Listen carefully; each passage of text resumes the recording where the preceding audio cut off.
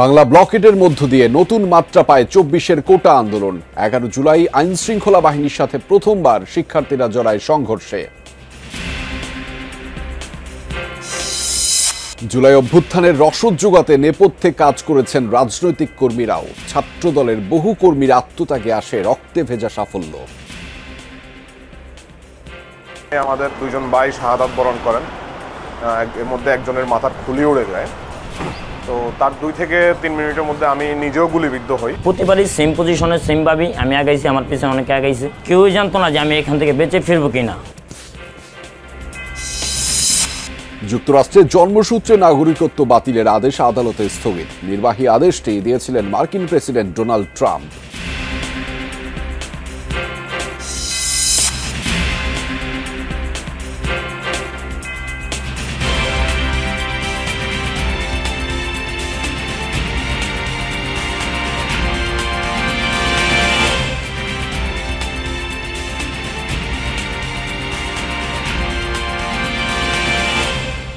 দর্শক, আমন্ত্রণ যমুনা নিউজে আপনাদের সাথে আছি আমি আহমেদ রেজা। এতক্ষণ শিরোনাম দেখছিলেন, এবার জানাচ্ছি বিস্তারিত। ১১ জুলাই প্রথমবার আন্দোলনকারীদের সাথে সরাসরি সংঘর্ষ হয় আইন শৃঙ্খলা বাহিনীর। আহত হন অর্ধ শতাধিক শিক্ষার্থী। এদিন একের পর এক পুলিশের ব্যারিকেড ভেঙে মিছিল নিয়ে এগিয়ে যায় শিক্ষার্থীরা। ব্লকেট দেয়া হয় দেশের বিভিন্ন প্রান্তে। ক্যাম্পাসগুলো তখন সব উত্তাল। রাত পর্যন্ত অবরোধের পর আসে নতুন কর্মসূচির ঘোষণা। সুমাইয়া ঐশীর রিপোর্টে জানব জুলাই ২৪-এর ১১ তারিখের ঘটনা প্রবাহ।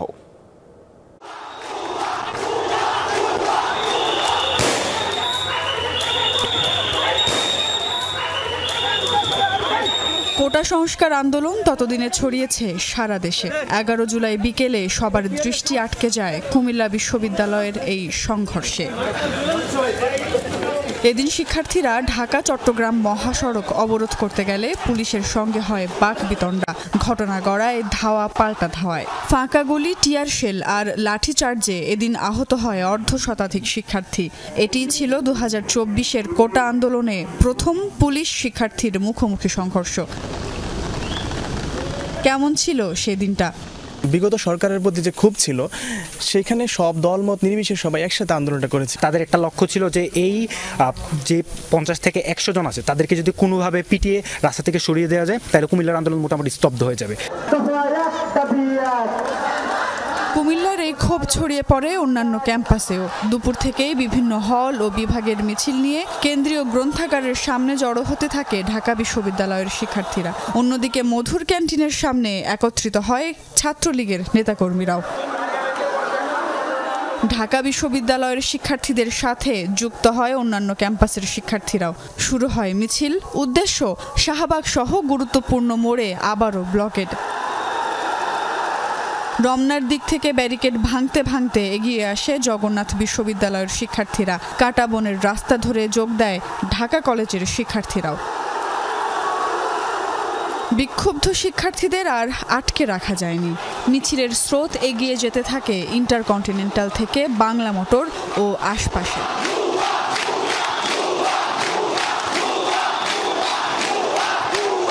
ততক্ষণে রাজু ভাস্কর্যের সামনে অবস্থান নিয়েছে ছাত্রলীগ। এদিন আন্দোলনকারীদের ওপর ক্ষোভ উগরে দিয়েছিলেন তখনকার শীর্ষস্থানীয় মন্ত্রীরাও।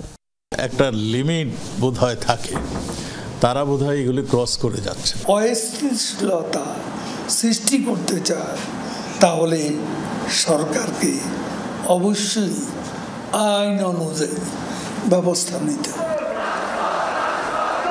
রাত পর্যন্ত শাহবাগ ব্লকেড শেষে পরদিন শাহবাগে সমাবেশের ডাক দিয়ে রাজপথ ছাড়ে শিক্ষার্থীরা।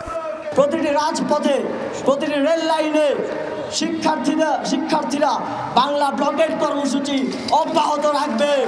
সুমাইয়া ঐশী, যমুনা নিউজ, ঢাকা। জুলাই অভ্যুত্থানে ছাত্র জনতাকে সাহসী পথে নামানোর নেপথ্যে ছিলেন রাজনৈতিক কর্মীরাও। বুক পেতে রুখে দাঁড়িয়ে কিংবা গেরিলার মতো লড়তে লড়তে বহুজন গুলিবিদ্ধ হয়ে হতাহতের শিকার। আবার শুধু ছাত্রদল কর্মী বলেই গোটা আন্দোলনের শুরু থেকে শেষ অবধি গুম ছিলেন একজন। এমন নানা আত্মত্যাগ আর বিরচিত গল্প এনে দিয়েছিল রক্তে ভেজা সাফল্য। ছাত্রদলের এমন কিছু সাহসী জুলাই যোদ্ধার অভিজ্ঞতার কথা শোনাচ্ছেন সহকর্মী সাইফুদ্দিন রবিন। তখন সবেমাত্র কোটা আন্দোলন দানা বাঁধতে শুরু করেছে। আমি আমার সন্তান আমার মুখে ফেরত চাই।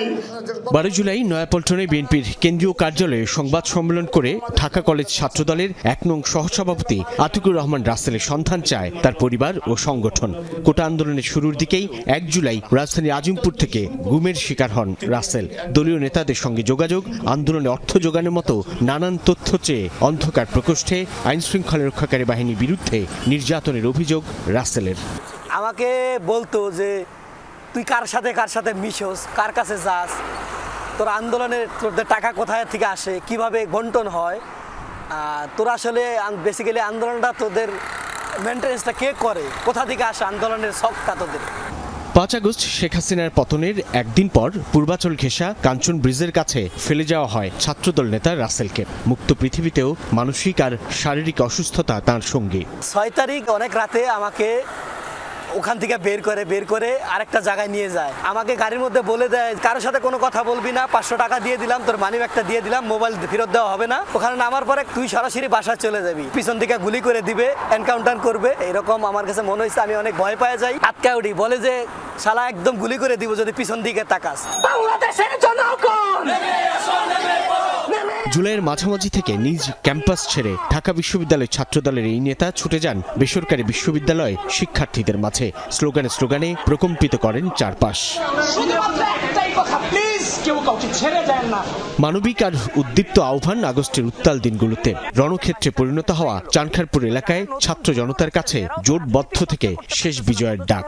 এত গুলি, এত সংঘর্ষ, এত কিছুর পরও আমি যখন ডাকলাম যে বাংলাদেশের মানুষজন নেমে পড়ুন, রাস্তার 2 ধার থেকে মানুষগুলো, জেনারেল পাবলিকগুলো, আমার বাপ দাদার বয়সের মানুষগুলো আমাদের সাথে অ্যাড হতে লাগলো। যখন এই দৃশ্য দ্বারা সাধারণ শিক্ষার্থীরা দেখলো, কিসের ভয়? 5 আগস্ট ঢাকা মেডিকেলে নতুন বিল্ডিং এর পাদদেশে দাঁড়িয়ে বললাম, আমার বাপ মা ভাই বোন যারা এখানে আছেন, এই যুদ্ধের ময়দানে আমাদের পাশে থাকেন। আমরা এই লড়াইয়ে জিতবো, কোনো সন্দেহ নাই, আজকেই জিতবো। প্লিজ কেউ কাউকে ছেড়ে যায় না। প্রচন্ড গোলাগুলির মধ্যে ছুটে যাওয়া ছেলেটি মুস্তাকিং আলম দীপু, উত্তাল মিরপুরে ঠিক যেন এক গেরিলা যোদ্ধা। মিরপুর 10 নং গোলচত্বরে শাহ আলী থানা ছাত্রদলের এই কর্মীর এমন আগ্রাসী মনোভাব যেন যুদ্ধক্ষেত্রে ভয়ডরহীন এক সৈনিকের। মারণাস্ত্রের মুখোমুখি হয়ে ঠিকই গুলিবিদ্ধ হন মুস্তাকিং। একদম গোলচত্বরে যে জায়গাতে আমাদের দিকে চাইড থেকে আমাদের দিকে আক্রমণ করা হয়, ফায়ার করা হয়, ওরা কিন্তু বারবারই আমাদের পিছনে আনছে। আমরা দাওয়া পাল্টা দেওয়া, প্রতিবারই সেম পজিশনে সেম ভাবেই আমি আগাইছি, আমার পিছনে অনেকে আগাইছে। কেউই জানতো না যে আমি এখান থেকে বেঁচে ফিরবো কিনা, সবই আল্লাহর রহমত। ঢাকা মহানগর ছাত্রদলের ফখরুল ইসলাম ফাহাদ রুখে দাঁড়ানোর গল্পে আরেক আহত যোদ্ধা। 19 জুলাই নয়াপল্টনের কালভার্ট রোডে শীর্ষ নেতাদের সঙ্গে প্রতিরোধ গড়ে তুলেছিলেন ছাত্রদলের এই নেতাও। হঠাৎই খাড়ের নিচ দিয়ে চলে যাওয়া গুলি গালের ডান পাশ দিয়ে বেরিয়ে যায়। গুলি ছোড়া শুরু করে। এর কিছুক্ষণের মধ্যে আমি দেখলাম যে আমার সামনে আমাদের এই 2 জন ভাই শাহাদাত বরণ করেন।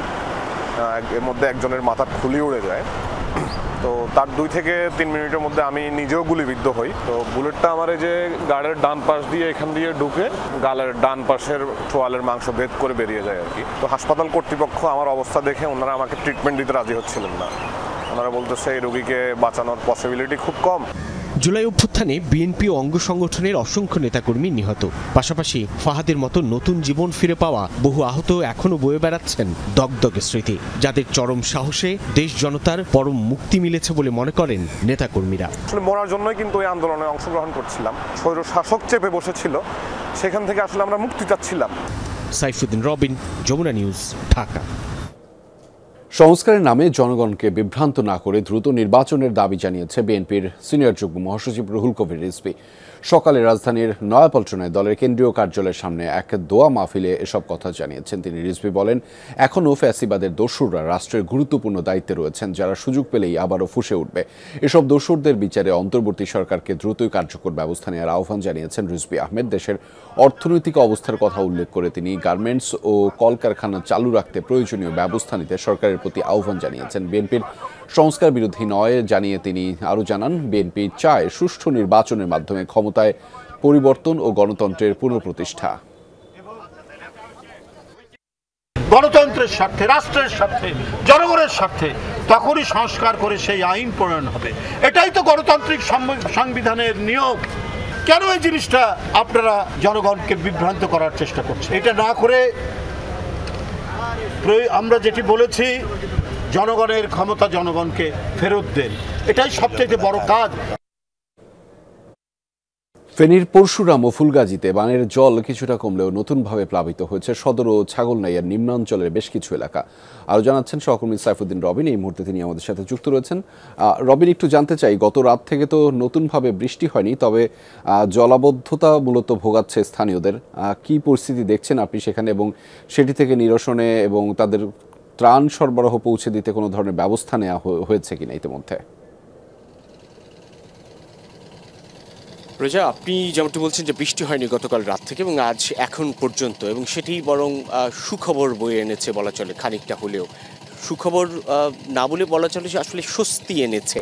কেননা নতুন করে যে প্লাবনের সংখ্যা সেটি এখন আর খুব একটা নেই। তারপরেও যেই পানি এসে গিয়েছে, ইতিমধ্যেই প্রবেশ করেছে ফেনীর পরশুরাম দিয়ে, সেই পানি কিন্তু নিম্নাঞ্চল দিয়ে নেমে যাচ্ছে। অর্থাৎ নিম্নাঞ্চল বলতে গেলে ফেনীর ফুলগাজী, ছাগলনাইয়া, সোনাগাজী, ফেনী সদরের খানিকটা সংলগ্ন হয়ে সেই পানি নেমে যাচ্ছে। এর ফলে নতুন কিছু এলাকায় এই পানি প্রবেশ করছে। কিন্তু মূল যেই প্লাবিত এলাকা ছিল, আমি এখন যেখানটায় রয়েছি, এটি ফেনীর পরশুরাম, একেবারে বিলোনিয়া পরশুরাম, যেটি সিলোনিয়া নদী সংলগ্ন, বা যেই নদীর বাঁধ ভেঙে মূলত এই পানিগুলো প্রবেশ করেছে মহুয়া, কহুয়া এবং সিলোনিয়া, সেই সিলোনিয়ার অংশটাই বলা চলে এই অংশটা। এবং এখানে আশপাশে যদি দেখেন যে সর্বত্রই আসলে বন্যার পানি এবং তলিয়ে যাওয়া ঘরবাড়ি, ফসলি জমি সব কিছুই, যার ফলে যেই মানুষগুলো আসলে গৃহহীন হয়ে পড়ে গিয়েছে তারা এখনও আশ্রয় কেন্দ্রেই থাকতে হচ্ছে, আশ্রয় কেন্দ্রেই আশ্রয় খুঁজছেন এবং তাদের গবাদি পশু, হাঁস মুরগি সেসব নিয়ে যেমনটা বিপাকে, নিজের প্রাণ নিয়েও বিপাকে, এবং খাবারের যে সংকট সেটি কিন্তু রয়েই গিয়েছে। অর্থাৎ রান্না যেহেতু করা সম্ভব হচ্ছে না, শুকনো খাবারের উপর ভরসা করেই থাকতে হচ্ছে। ত্রাণ সহায়তা পৌঁছানোর চেষ্টা হচ্ছে, কিন্তু সেটি পর্যাপ্ত নয়, কারণ যে পরিমাণ মানুষ আসলে এই প্লাবনের শিকার হয়েছে। অন্যদিকে পুলিশ তারা যেসব বাড়িঘর মানুষ ছেড়ে আশ্রয় কেন্দ্রে গিয়েছেন, সেই সব বাড়িঘরের নিরাপত্তায় তাদের সেই টহল টিম কাজ করছে। অন্যদিকে সেনাবাহিনী তারাও তৎপর, বিজিবিও তৎপর। তবে এখন পর্যন্ত গতবারের সেই অভিজ্ঞতার জায়গা থেকে সেই ভয়াবহ বন্যার সংখ্যাটা এখন কমে গিয়েছে। আমরা সেই খবরই আমরা আপনার মাধ্যমে জানছিলাম। ধন্যবাদ সাইফুদ্দিন রবিন আমাদের সাথে যুক্ত হওয়ার জন্য। আদালতের রায়ে আবারও আটকে গেল যুক্তরাষ্ট্রের জন্মসূত্রে নাগরিকত্ব বাতিলে প্রেসিডেন্ট ডোনাল্ড ট্রাম্পের নির্বাহী আদেশ। বৃহস্পতিবার নিউ হ্যাম্পশায়ারের একটি ফেডারেল আদালত আদেশটিকে সাময়িকভাবে স্থগিতের নির্দেশ দিয়েছেন। রায়ে বলা হয়, এই আদেশ কার্যকর হলে হুমকিতে পড়বে বহু শিশুর নাগরিকত্ব, যা অপূরণীয় ক্ষতি বয়ে আনতে পারে। এর আগে জন্মসূত্রে নাগরিকত্ব বাতিলে ট্রাম্পের জারি করা নির্বাহী আদেশ স্থগিতে মামলা করেন অভিবাসন অধিকার কর্মীরা। মার্কিন প্রেসিডেন্টের নির্বাহী আদেশ অনুযায়ী মাতা পিতা কেউই মার্কিন নাগরিক কিংবা গ্রিন কার্ডধারী না হলে স্বয়ংক্রিয়ভাবে নাগরিকত্ব পাবে না শিশু। আর এমনটা হলে বছর প্রতি নাগরিকত্ব থেকে বঞ্চিত হতে পারে প্রায় 1.5 লাখ নবজাতক। দ্বিমুখী নীতি পরিহার করতে জাতিসংঘের আণবিক শক্তি সংস্থা IAEA এর প্রতি আহ্বান জানিয়েছেন ইরানের প্রেসিডেন্ট মাসুদ পেজেশকিয়ান। সংস্থাটিকে সতর্ক করে তিনি বলেন, ইরানের সাথে পরমাণু সহযোগিতা পুনরায় চালু করতে চাইলে বন্ধ করতে হবে তাদের দ্বিমুখী আচরণ। সম্প্রতি ইরান ইসরায়েলের 12 দিনের সংঘাতের পর একটি আইন স্বাক্ষর করেছেন ইরানের প্রেসিডেন্ট, যার মাধ্যমে স্থগিত করা হয় IAEA এর সঙ্গে দেশটির পরমাণু সহযোগিতা কার্যক্রম। তেহরানের অভিযোগ, ইসরায়েল ও যুক্তরাষ্ট্রের হামলার নিন্দা না জানিয়ে পক্ষপাতিত্ব দেখিয়েছে সংস্থাটি। এ কারণেই নেওয়া হয়েছে এমন সিদ্ধান্ত। দর্শক, এই ছিল যমুনা নিউজে। এতক্ষণ সাথে থাকার জন্য আপনাদের সবাইকে ধন্যবাদ।